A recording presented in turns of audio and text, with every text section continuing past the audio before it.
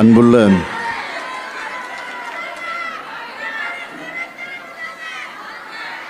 திராவிட முன்னேற்ற கழகத்தினுடைய மகளிர் அணி, மகளிர் தொண்டரணி ஆலோசனை கூட்டத்திற்கு தலைமையேற்று எழுச்சியோடு உரையாற்றி அமர்ந்திருக்கக்கூடிய கழகத்தினுடைய துணை பொதுச் செயலாளர், நாடாளுமன்ற குழுவினுடைய தலைவர், என்னுடைய அருமை தங்கை கனிமொழி கருணாநிதி அவர்களே,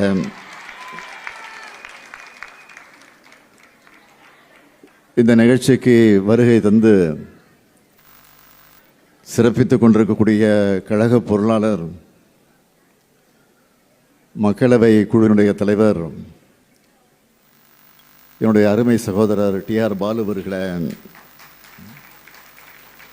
மகளிர் அணியினுடைய தலைவர் திருமதி விஜயா தாயன்பன் அவர்களே, மகளிர் அணியினுடைய செயலாளர் திருமதி எலன் டேவிட்சன் அவர்களே, மகளிர் தொண்டரணியின் செயலாளர் திருமதி நாமக்கல் ராணி அவர்களே, மகளிர் அணி, மகளிர் தொண்டரணி, மகளிர் பிரச்சார குழு, சமூக வலைத்தள பொறுப்பாளர்கள், இணை செயலாளர்கள், துணை செயலாளர்கள், மாவட்ட மாநகர மகளிர் அணியினுடைய அமைப்பாளர்கள், துணை அமைப்பாளர்கள், நிர்வாகிகள்,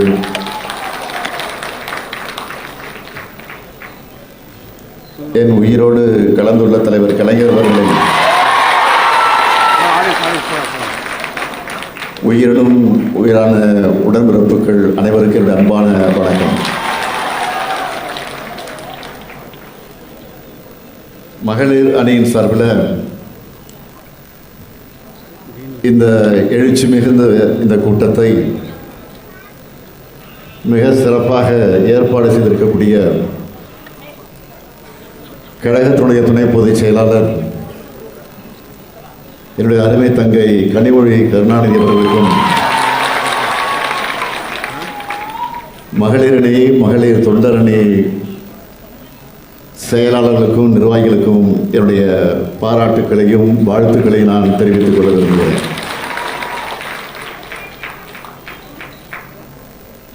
தேர்தலுக்கு முன்னர் வெல்லும் தமிழ் பெண்கள் மண்டல மாநாடுகள், வீடு வீடாக போய் பிரச்சாரம், சமூக வலைத்தளத்தில் செயல்பாடுகள்னு மகளிர் அணியை சார்ந்த நீங்கள் எல்லாரும் மல்டி டாஸ்கிங் அணியா, அதாவது பல்வேறு பணிகளை செய்கிற அணியா மிக எழுச்சியோடு செஞ்சு முடிச்சிங்க. கழகம் பெற்றிருக்கக்கூடிய வாக்குகளுக்கு உங்களுடைய முயற்சிகளும் முக்கிய காரணமாக அமைந்தது என்பதை யாரும் மறைத்திட முடியாது. அதற்காக நான் முதல்ல என்னுடைய மனப்பூர்வமான நன்றியை அத்தனை பேருக்கு நான் தெரிவிச்சுக்க விரும்புகிறேன். இப்போ எதிர்கட்சியாக இருக்கிற நாம மீண்டும் ஆளுங்கட்சியாக மாறணும்னா இன்னும் சுறுசுறுப்பாகவும் வேகமாகவும் செயல்படும்.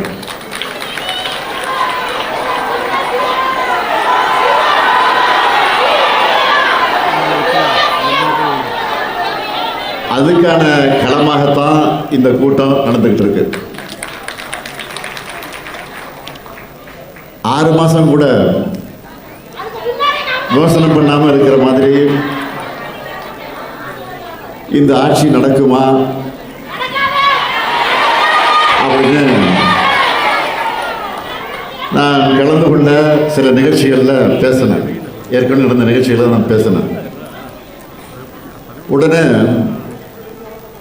அதை உண்மைக்கு மாறாக திருச்சி ஆட்சியை கவிழ்க்க சதியா அப்படின்னு கேட்டு நம்ம எதிரிகள் அழ ஆரம்பிச்சிட்டாங்க.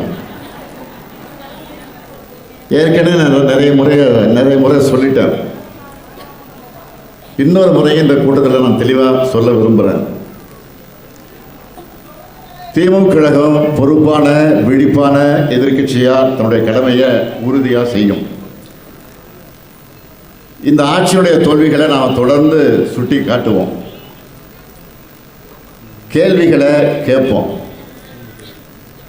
அடுத்து எப்போ தேர்தல் இருந்தாலும் மக்களை இந்த ஆட்சியை அகற்றுவாங்க.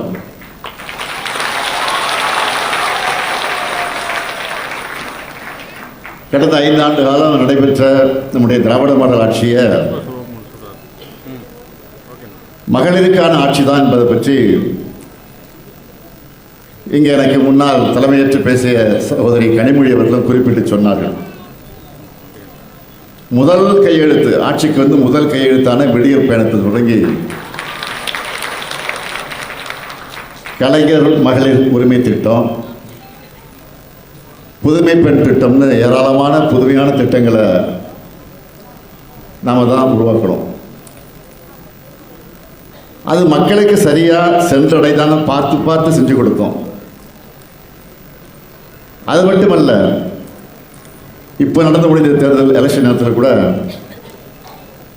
பெண்களுக்காகத்தான் நிறைய வாக்குறுதிகளை நாம் கொடுத்தோம். குறிப்பாக சொல்லணும்னா 8000 ரூபாய் கூப்பன் கொடுக்கிற இல்லத்தரசி திட்டம். அது மட்டுமா, உரிமை தொகை உயர்வுன்னு இப்படி நிறைய இருக்கு. ஆனால் இப்போ மக்கள் என்ன நினைக்கிறாங்கன்னு நீங்கள் சோசியல் மீடியாவில் நிறைய வீடியோக்களை பார்த்துருப்பீங்க. நாள்தோறும் நடைபெறக்கூடிய குற்றச்சம்பவங்கள், சென்னையும் பல ஊர்களையும் இருட்டில் மூழ்கடிக்கக்கூடிய மின்வெட்டு, விவசாயிகளுடைய பயிர்க்கடன் தள்ளுபடின்னு நடந்த நாடகம்னு இப்படி பலதரப்பட்ட மக்களும் ஏண்டா இந்த ஆட்சிக்கு வாக்களிச்சோன்னு கோபமாக ஆவேசமாக வருந்திக்கிட்டு இருக்கிறாங்க. ஓட்டு போட்டவனு வருத்தப்படுறான், ஓட்டு போடாதவனு வருத்தப்படுறான். அதான் இப்போ இருக்கக்கூடிய நிலை. சாதாரணமாக சொல்கிறாங்க, ஏதோ 2 ஓட்டு போட்டோம், நீங்கள் தான் ஆட்சிக்கு வரும்னு நினச்சோம், இப்படி ஆயிடுச்சு. இப்போ இந்த ஆட்சியில் குற்றங்கள் பெருகிடுச்சு. நியூஸ் சேனலை வச்சால கொடூரமான குற்ற சம்பவங்கள் தான் செய்திகளாக வந்துக்கிட்டு இருக்கு. எனக்கு முன்பு பேசிய தங்கை கனிமொழி சொன்னார், சமீபத்தில் திருவைகுண்டத்தில் ஆளுங்கட்சி சார்ந்த பெண்ணுக்கு அந்த கட்சியினரை பாலியல் தொல்லை கொடுத்துருக்குறாங்க. இதை பற்றி 2 அமைச்சர்கிட்ட முறையிட்டும் நீதி கிடைக்கல. நேற்று கூட ஆலந்தூர்லையும் சேலத்திலையும் ஆளுங்கட்சியை சேர்ந்த நபர்களை பாலியல் குற்றங்களில் ஈடுபட்டதாக செய்திகள் வந்துச்சு. தேர்தலுக்கு முன்ன இன்னைக்கு இருக்கக்கூடிய முதலமைச்சர் பேசின எல்லா கூட்டத்திலையும் பெண்கள் பாதுகாப்பு பற்றி தான் தொடர்ந்து பேசினார். இன்னொன்று சொன்னார், எங்கே நல்ல விஷயம் நடந்தாலும் அது நம்ம பசங்க தான் செஞ்சதாக இருக்கணும்னு சொன்னார். ஆனால் இன்றைய நிலை என்ன? தமிழ்நாட்டில் பெண்களுக்கு எதிரான பெரும்பாலான குற்ற செயல்களில் தாவேக்கா நிர்வாகிகள் தான் சம்மந்தப்பட்டிருக்காங்கன்னு செய்திகள் வந்துட்டு இருக்கு. பிரச்சாரத்தை பேசும்போது தாவேக்கா ஆட்சி பாதுகாப்பு கொடுக்குன்னு சொன்னாங்க. ஆனால் இப்போ தாவேக்கா கிட்ட இருந்து பாதுகாப்பு வேணும்னு மக்கள் கேட்குற நிலைக்கு இன்னைக்கு தமிழ்நாடு வந்து.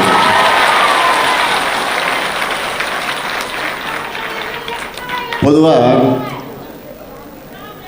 எல்லாரும் ஷாப்பிங் போனால் என்ன வாங்குவாங்க?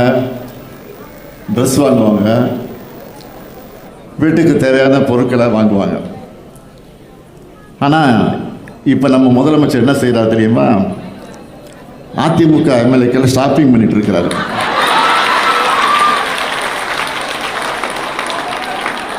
நமக்கு என்ன சந்தேகம்னா, அவர் ஆட்சி மேலே அவருக்கே நம்பிக்கை இல்லையா? அல்லது அவருக்கு ஆதரவு கொடுத்து கொண்டிருக்கக்கூடிய மற்ற கட்சிகள் மேலே நம்பிக்கை இல்லையா? முதல்ல அவர் ஆட்சியை காப்பாற்றிக்க அதிமுக எம்எல்ஏக்களை தாவேக்காவுக்கு ஆதரவாக வாக்களிக்க வச்சார். இப்போ அவங்களை ராஜினாமா பண்ண வச்சுட்டு அடுத்த நொடியாக தன்னுடைய கட்சியில் இணைச்சிருக்கிறார். இந்த மாதிரி நியூஸ் எல்லாம் பார்க்கும்போது உங்களுக்கு என்ன ஞாபகம் வரும்? பாஜக மற்ற மாநிலங்களில் பண்ணுறதே இங்கே முதலமைச்சர் விஜய் அவர்கள் செஞ்சுக்கிட்டு இருக்கார். அதாவது பாஜகவோட ஜெராக்ஸ் மாதிரி செயல்படுறார். உதவின்னு கேட்டப்போ அவருக்கு ஆதரவு கொடுத்த கட்சிகள் எல்லாம் இதை பற்றி கேட்குறப்ப தர்ம சங்கடத்தை தவிக்கிறாங்க. கொஞ்சம் யோசிச்சு பாருங்க.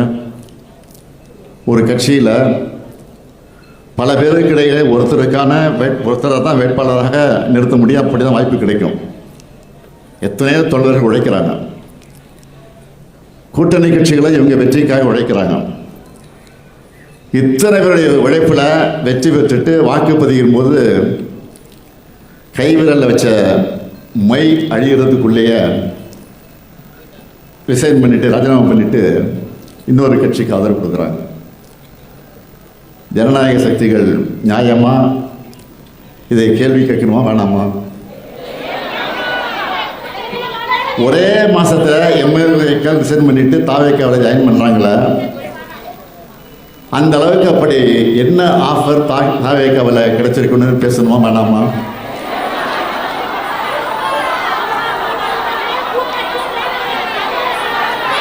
ஜனநாயகத்தை கேலி கூத்தாக்குற அசிங்கமான ஆட்சியா இந்த ஆட்சி இருக்கு. முதலமைச்சர் தான் மேடைக்கு மேடை கான்ஃபிடண்டா இருங்க, சொல்றாரு. தவிர அவர் முதல்ல கான்ஃபிடன்ஸா இருக்காரா?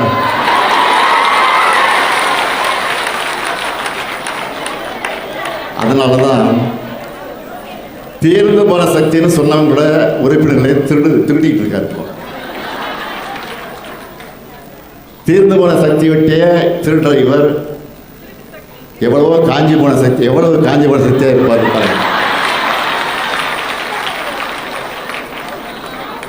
பாலியல் வன்முறைகள், அறிவால் வெட்டு, பெட்ரோல் குண்டு வச்சு நடக்கிறதெல்லாம் பார்த்து யாராவது விமர்சிக்காமல் இருக்க முடியுமா?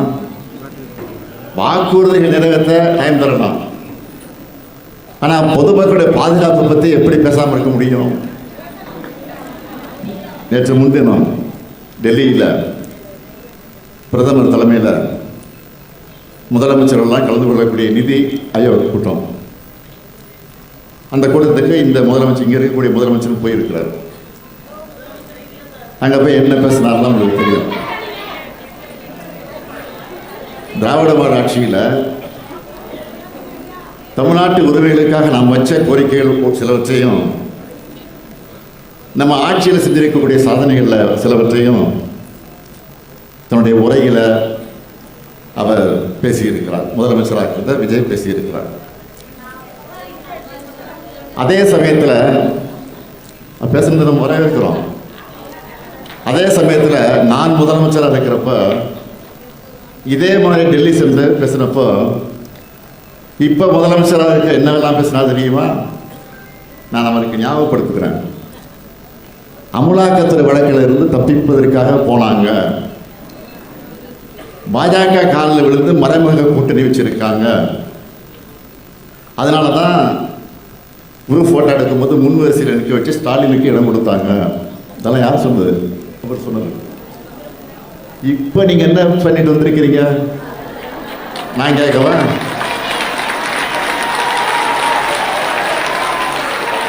நான் கேட்குறேன். இப்போ பதில் சொல்லுங்க. மிஸ்டர் சீஃப் மினிஸ்டர், மாண்புமிகு முதலமைச்சர்,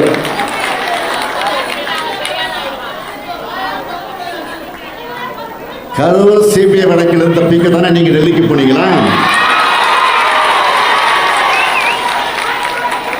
பாஜகவை உறுதியா விமர்சிச்சு பேசினா உங்க ஆட்சிக்கு ஆபத்து வந்துடுன்னு பேசவே பயப்படுறீங்களா? இந்த கேள்வியெல்லாம் கேட்டு ஒரு முதலமைச்சராக நீங்க அரசு கூட்டத்தில் கலந்துக்கிட்டதை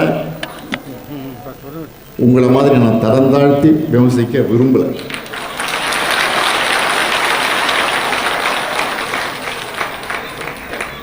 மும்மொழி கொள்கையை அமல்படுத்த அதை மறுத்த காரணத்துக்காக தமிழ்நாட்டுக்கான கல்வி நிதியை ஒன்றிய பாஜக அரசு விடுவிக்காம பிளாக்மெயில் பண்ணாங்க.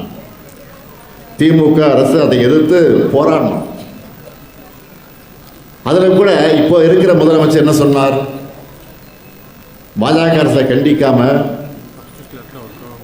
கொடுப்பது அவங்க கடமை, வாங்கிறது இவங்க உரிமை. ஆனால் பாசிசமும் பாயாசமும் எல்கேஜி யூகேஜி பசங்க மாதிரி சண்டை போடுறாங்கன்னு நக்கல் நையாண்டி பண்ணீங்கள. இப்போ நீங்கள் மட்டும் என்ன பண்ணிட்டு வந்திருக்கீங்க? நிபந்தனைகள் இல்லாமல் நிதியை கொடுக்கணும்னு தான் நீங்கள் கேட்டிருக்கீங்க. இப்படி தான் செய்ய முடியும். ஏன்னா இது சினிமா இல்லை, ஆட்சி நிர்வாகம். மாநில உரிமைகள் சார்ந்த எதுவாக இருந்தாலும், மாநில உரிமைகள் சார்ந்த உரிமைகள் எதுவாக இருந்தாலும் திராவிட மாடல் அரசு போட்டு தந்த ப்ளூ பிரிண்ட் படிதான் யாராக இருந்தாலும் செயல்பட முடியும். சொல்லப்போனால் இந்தியாவுடைய 2வது பெரிய பொருளாதாரம் தமிழ்நாடு. பெண்கள் அதிகம் தொழிற்சாலைகளில் பணிபுரியக்கூடிய மாநிலம் தமிழ்நாடு. நம் மாணவர்களுக்கு நீட் விலக்கென திமுக அரசோட பாலிசி நோட் மாதிரி தான் முதலமைச்சருடைய மொத்த பேச்சு இருந்துச்சு.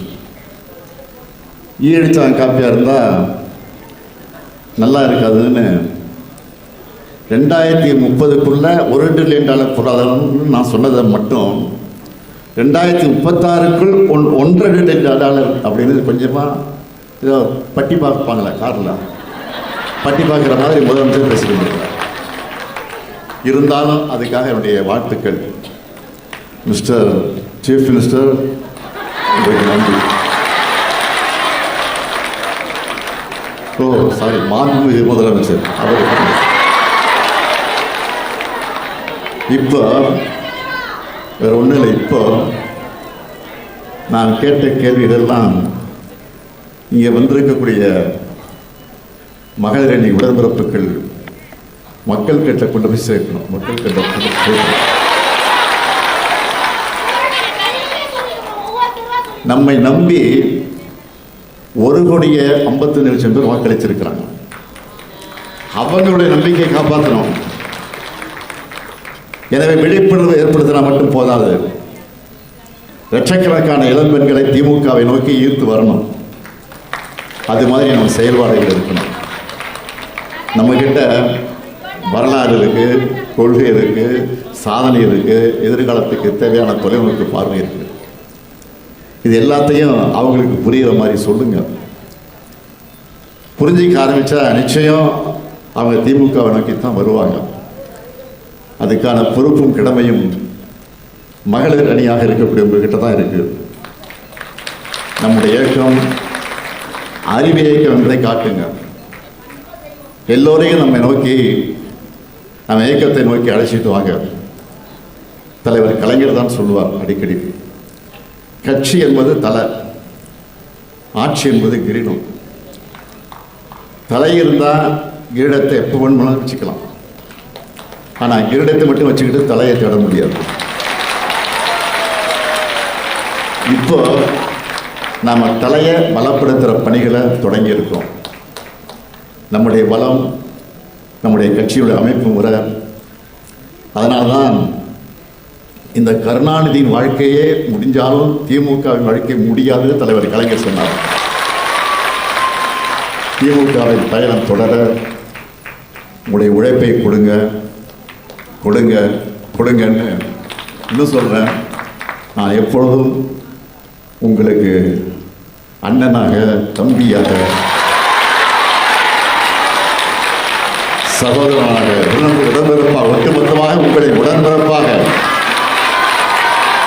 இருப்பேன் என்ற உறுதியை சொல்லி, மகளிருக்கான உங்களுக்கு உரிய அங்கீகாரம் நிச்சயம் கிடைக்கும் என சொல்லி விடைபெறுகிறேன். நன்றி.